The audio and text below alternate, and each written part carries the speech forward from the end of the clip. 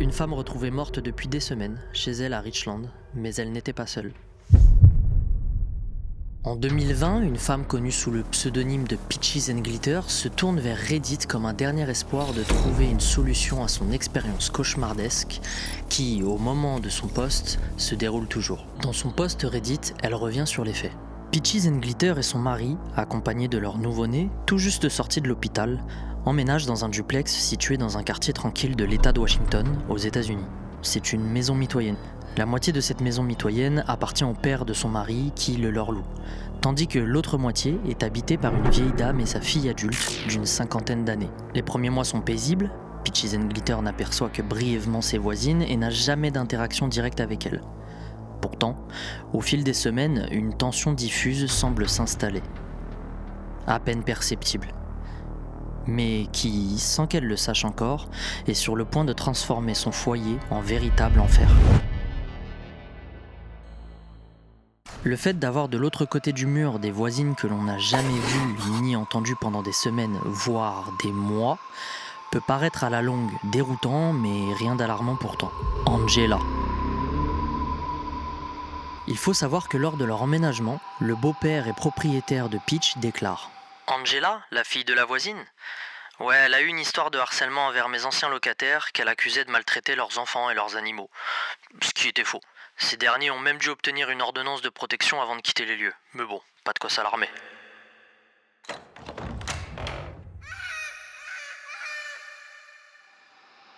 Pas de quoi se rassurer, mais pas de quoi s'inquiéter non plus. Oui, car comme je le disais, pour le moment, tout allait bien. Jusqu'au moment où le bébé du couple, tout juste sorti des soins intensifs, se mit à pleurer. Et régulièrement. Ce qui déclenche à ce moment, chez la fille de la voisine, Angela, des crises d'hystérie. Elle frappe violemment le mur mitoyen et hurle des insultes extrêmement violentes.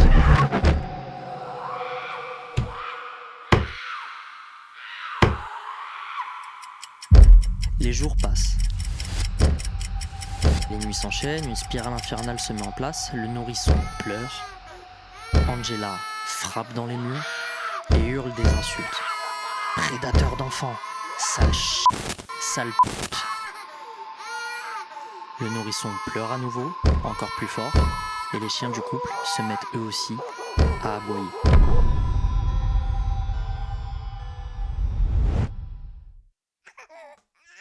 Un vacarme infernal et une hystérie collective. Chaque crise génère un environnement chaotique, ce qui déclenche chez Peaches and Glitter, qui souffre d'anxiété postpartum, une grande panique, intensifiant tous ses symptômes, toutes ses névroses, et cette panique se transmet forcément au nouveau-né et au père de famille. Peaches and Glitter et son mari contactent forcément les forces de l'ordre, ils vont se déplacer et essayer de raisonner Angela. En vain. Effectivement, les forces de l'ordre ne parviennent pas à la calmer et considèrent la situation sans solution légale immédiate. Un officier suggère même à Peaches and Glitter de quitter les lieux, mais pour sa famille, coincée dans un enfer sous leur propre toit, déménager est un luxe inatteignable. C'est à ce moment précis que la mère de famille s'est tournée vers Reddit, plus précisément vers R Legal Advice, cherchant désespérément une solution juridique à son problème. Elle explique dans son post Reddit qu'elle ne comprend pas, que sa seule solution légale est de partir et qu'ils n'en ont pas les moyens. Certains utilisateurs Reddit vont lui répondre et franchement, les réponses sont ignobles. Elle est propriétaire, vous ne pouvez rien faire. Votre meilleure solution est probablement d'isoler vos murs contre le son. Peut-être que votre voisine n'en peut plus des cris de votre nouveau-né et des aboiements de vos chiens. Ce n'est franchement pas facile pour elle. Faites quelque chose pour le niveau sonore ou votre voisine pourra appeler la SPA ou les services à l'enfance. Arrêtez de blâmer votre voisine quand vous produisez l'ensemble des nuisances sonores. Bon, quand Internet va trop loin et que ces internautes n'ont aucune pitié, voilà ce que ça donne. Les réponses s'enchaînent faiblement, il n'y a donc rien qu'elle ne puisse faire.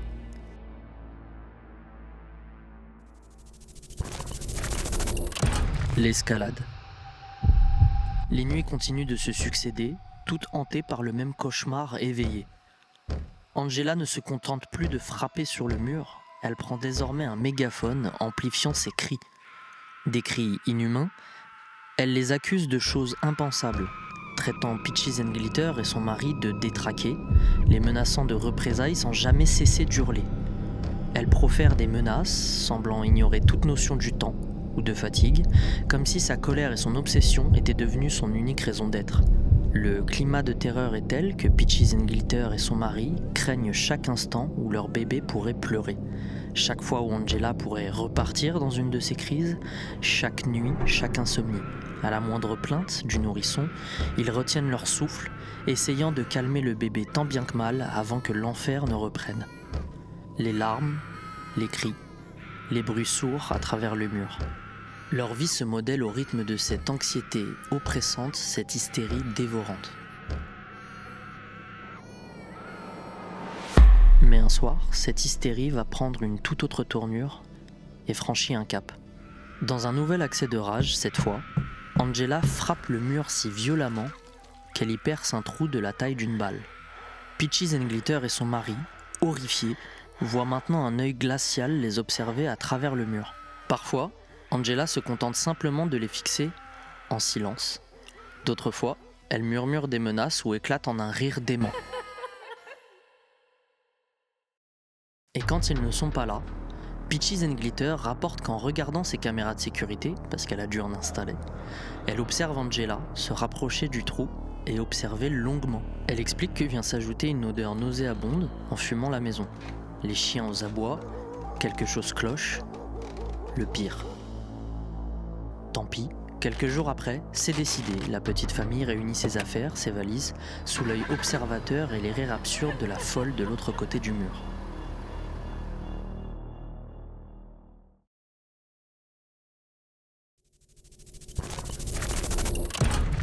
Une fin tragique.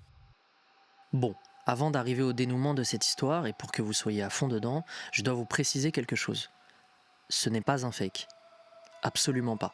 Ce subreddit, bien celui-ci il a une particularité, c'est qu'il est extrêmement vérifiable. Et d'ailleurs j'en profite.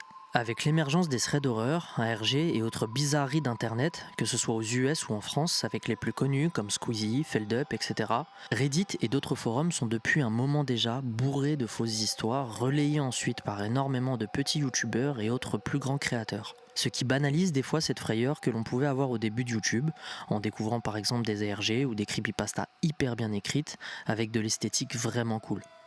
Si à l'époque il était déjà difficile de délier le vrai du faux, aujourd'hui c'est encore pire. C'est pour ça que j'ai longuement hésité à faire ce genre de format, tellement ça pouvait devenir à la longue vraiment chiant. Mais là, qu'est-ce qui différencie cette histoire parmi le million que compte Reddit ? Pourquoi cette histoire devrait-elle être vraie ? Cette femme semble tellement au bout du rouleau, elle semble souffrir cruellement d'anxiété, les détails de l'histoire ne semblent pas seulement immersifs, ils semblent tout simplement bien réels.